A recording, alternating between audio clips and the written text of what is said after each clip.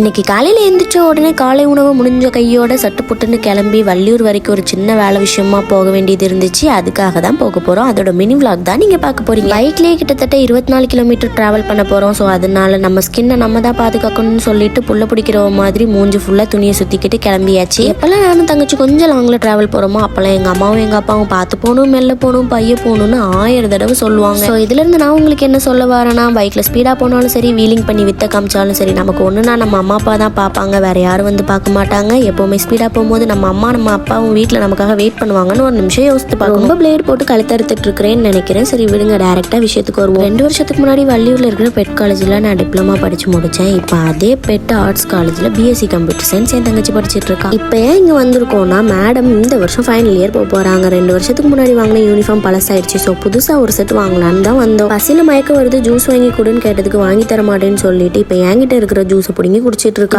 நடந்ததுலேயே ரொம்பவே நல்ல விஷயம் என்னன்னா, வெயில் இல்லாம கூராப்பா இருந்துச்சு. அப்புறம் எங்க ஊர்ல இருக்கிற ஐஸ் பேக் வந்து 3 பேருக்கும் ஆளுக்கு ஒரு ஐஸை வாங்கி குடிச்சிட்டு நல்லபடியா வீட்டுக்கு வந்து சேர்ந்துட்டோம்.